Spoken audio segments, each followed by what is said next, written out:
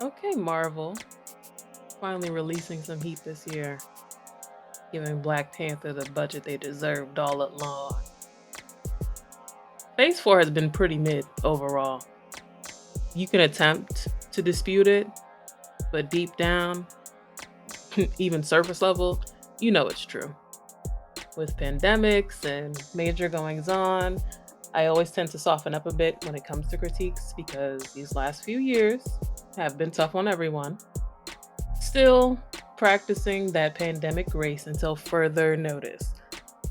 You got to put that into considerations as industries and individuals regain their footing toward normalcy. With that being said, this movie, no, it doesn't. We're going to keep this spoiler free, of course, because Marvel, you need to go see it. What else are you doing? It's November. I mean, come on now. Just make sure you go to a comfortable theater because the movie is 2 hours and 41 minutes.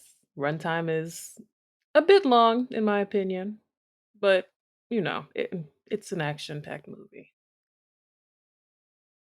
Chadwick Boseman forever. Now, it was going to be a tough task to deliver a successor to the first movie that just meant a lot for the community. In general, I'll say.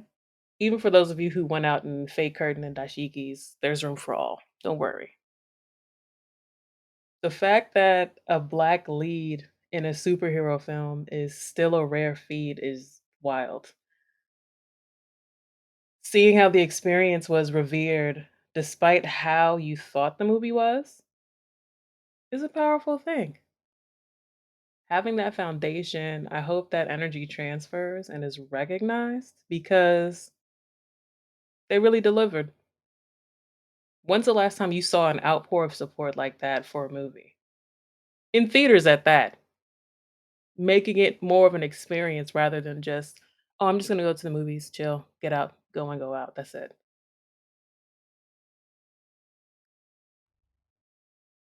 For those of you who desperately wanted a recast or replacement, no, it just wouldn't have hit the same. And high key, that's how you carry out a tribute and pay respect. And that's exactly what this film did. Without giving anything away, it's very difficult right now. There's certain things I would love to say, but I can't because I want it to be a surprise for everybody. And if you haven't seen it, you're still safe. Don't worry, I won't veer off or give you no spoilers. Not saying that a replacement couldn't have been done, but imagine having a project completed only to persevere and pivot that into a successful sequel rather than taking more time off. Not that I really care about the timeline because, I mean, it already got pushed back as is, so there's that. But being able to deliver this still within time range, not too much of a delay there, but solidifying the legacy of Black Panther in general, that meant more to me. Don't get me wrong, I get it. There are a lot of potential storylines lost here, but I like having room for creatively building onto this legacy. The Disneyfication of it all still feels different for me, but hopefully they don't hold back in the future. There were some light cultural tags within the movie and based on the environment. Imma leave it at that. That's perfect. This is terrible. This is hard. Just start doing spoiler reviews again because there's so much I wanna share, but, Oof. The one part I do have concern about is the duality of grieving in real life. Also, while doing your job on set in a film, losing somebody is never easy, but having to stay in that mode in your everyday and work through it is tough. I'd love to hear more about how they all dealt with it beyond the surface level questions, but to see how it helped them or even affected them in their craft. Feels, people. All of the feels. This was the coldest opening for a movie this year. Don't be late to the theater. Yes, you. I mean, in general, why would you be late? Because it's a movie. You paid for the event, show up on time. But you never know. Things happen, stuff happens. Okay, cool. But yeah, just take it from me. Don't be late. There's so much to take in and appreciate within this sequence alone. No spoilers, but all right, I'll share this. Listen, first, mm. Okay, wait, there's a sequence first and then some on-screen things that happen. The on-screen things that happen almost got me. Almost. That's it. That's all Imma leave it at.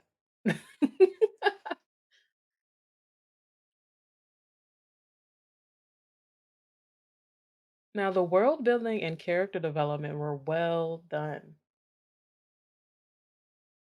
Talokan looks just as majestic as you can imagine. Low key, kinda cooler than Wakanda, but it's water. Come on, how is that not gonna look cool? All of the water action scenes are just fire, which makes you wonder why Wakandans would like, huh?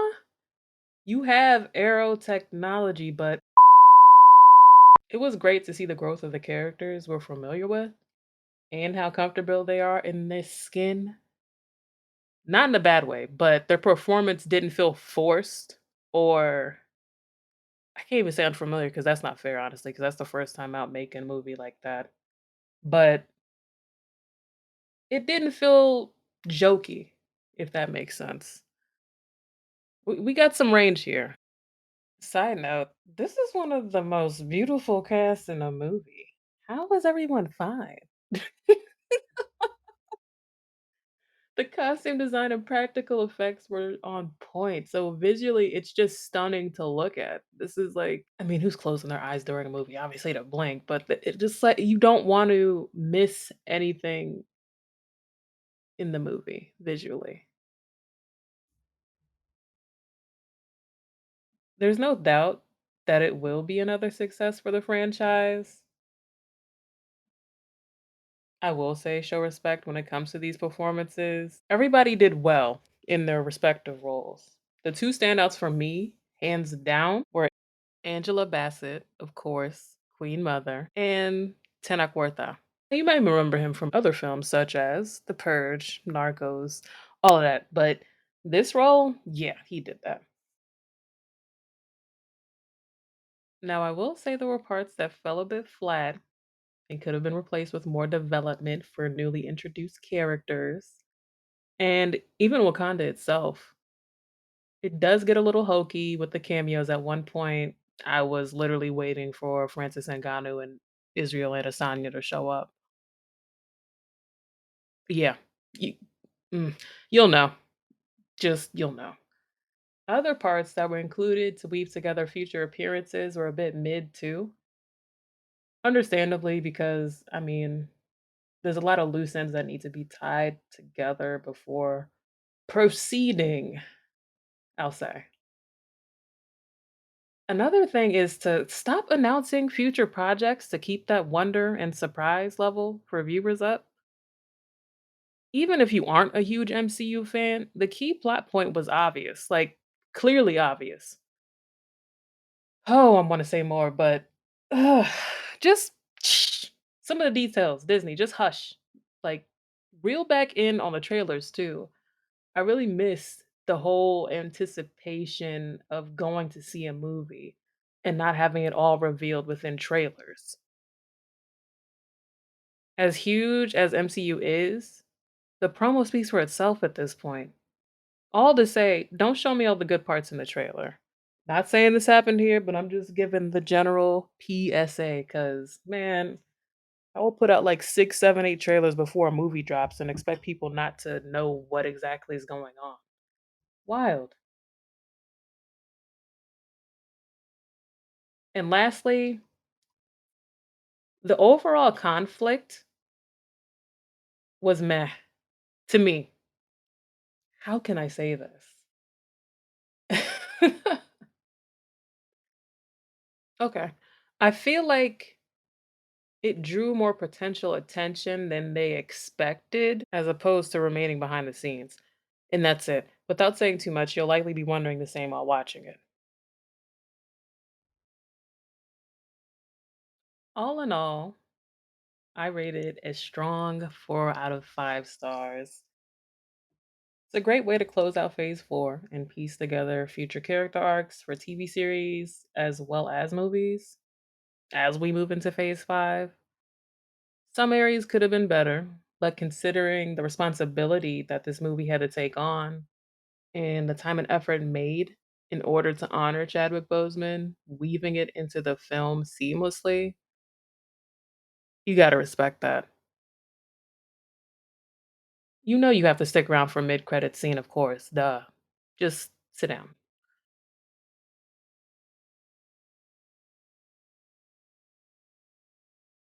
Wakanda Forever did beat the original film's revenue for opening weekend, and it's only up from here, honestly. It's the holidays, so much more room to continue to sell more tickets, continue to show it, and support content that resonates with you to prove the big heads wrong.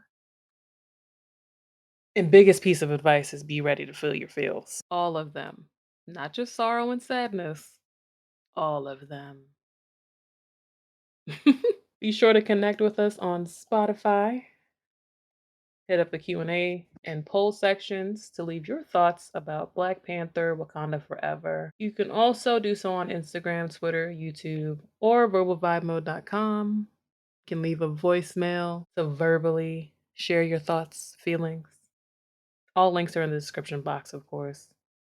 Peace.